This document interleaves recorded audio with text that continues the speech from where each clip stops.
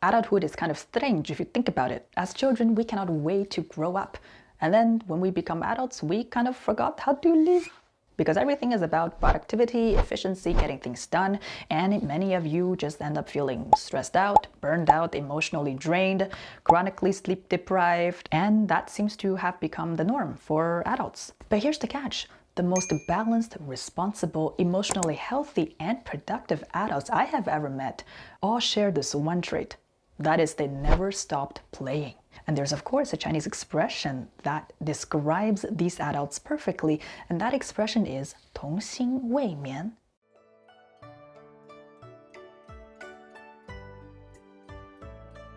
Hey friends, did you know that I also have a weekly newsletter? Each week I pick one Chinese expression and I break it down to you. I give you a lot of details, and with my own personal stories, I reveal the secrets and the wisdom hidden in these expressions so that you can benefit from them.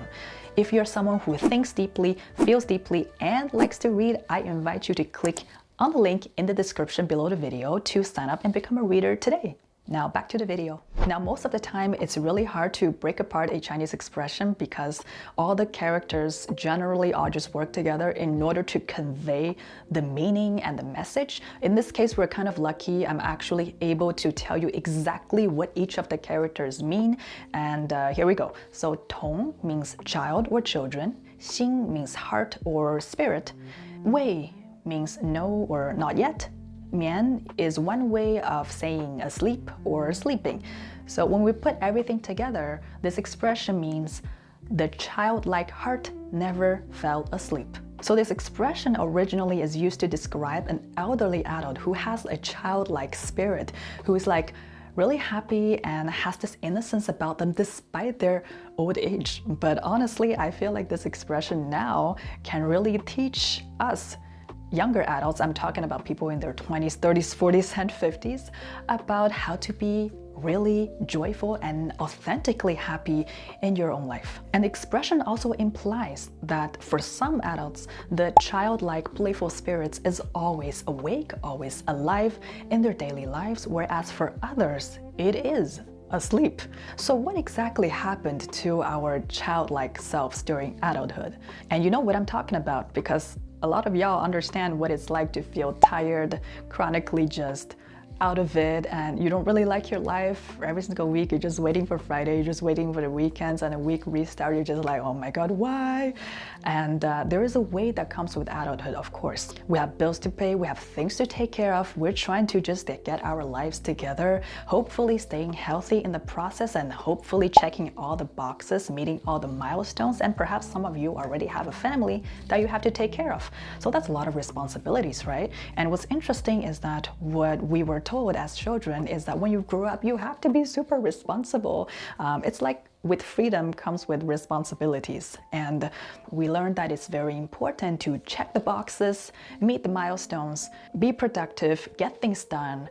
Those are the most important things that should be prioritized. Everything else are just not that important. Everything else should be just neglected to last place in our priorities list. And playing is usually seen as quite irresponsible. But there is a cost. There is a cost that comes from condemning playing and playfulness. And I want to bring you back to the expression 童心未眠, right? Because a lot of us, the childlike spirit, it's not like we intentionally stopped playing or stopped being playful, but it's because over time, the choices that we make really do shape our lives and the way that we look at life, the way that we carry out our lives. When we constantly always choose to be responsible, doing all the serious things first, we never really prioritize the things that bring us authentic joy. And playing is quite interestingly something that reflects what brings us joy at the core.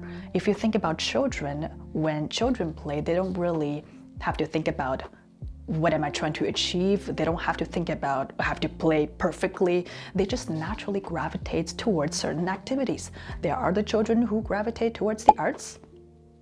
They are the children who gravitates towards machineries. They are the children who gravitates towards organizing stuff, putting things in order. And these are all indicators, blueprints to how we can experience joy authentically as adults. How you play reflects who you are at the core. It reflects what you like to do, what you do naturally when nobody's watching and nobody's forcing you to achieve anything.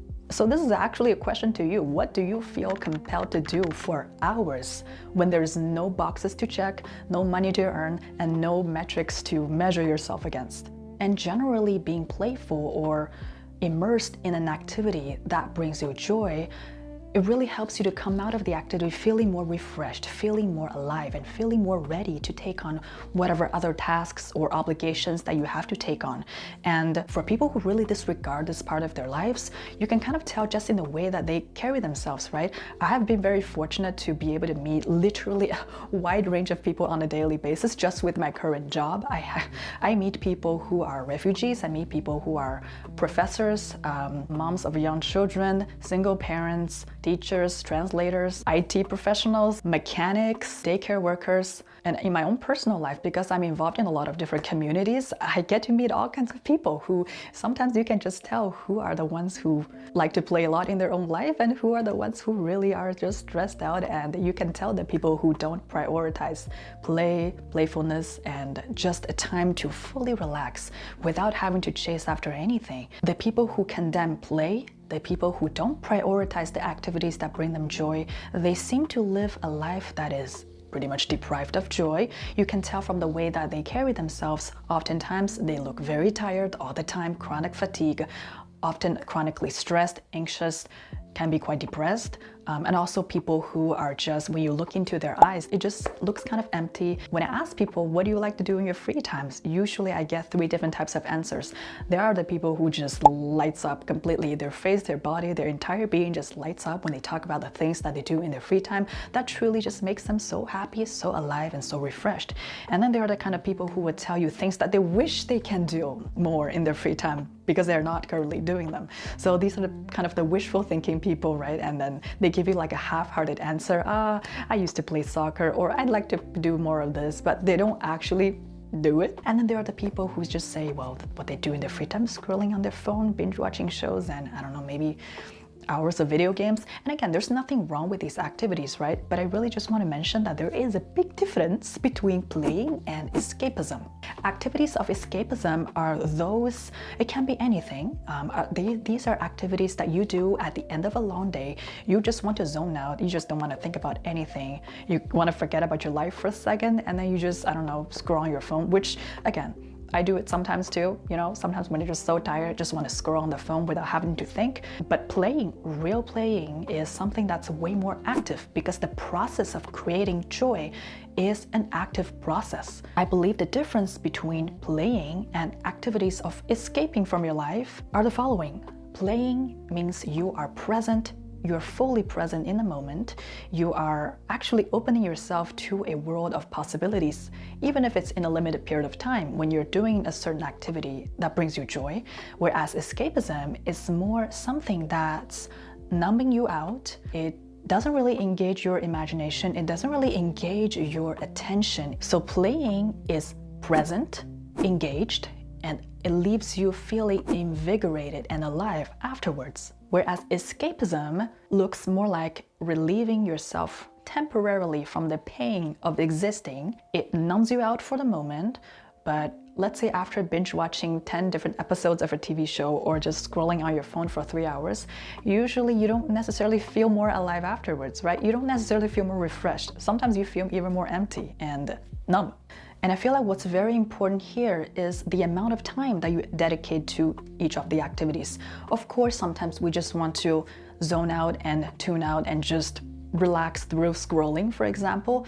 But if 80% of your time is spent on these kind of activities, it would be no surprise to me that you don't necessarily feel that joyful in your free time, because what you choose really does shape the way that you see and feel and experience your life.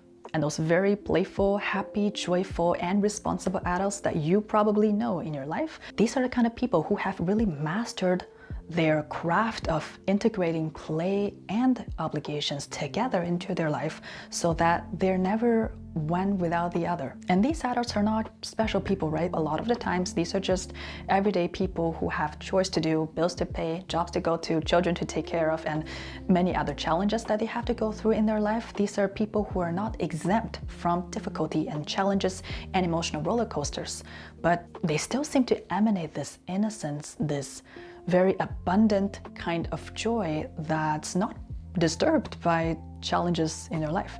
So what exactly are their secrets and what can we learn from them? These are the things that I'm going to explain to you in the next video. And for now, you can tell that I'm not releasing videos very quickly because I'm still trying to get used to this whole video thing, like setting things up, and it takes a lot of time, all right? So stay tuned for now, stay excited, and don't forget to subscribe. Bye for now.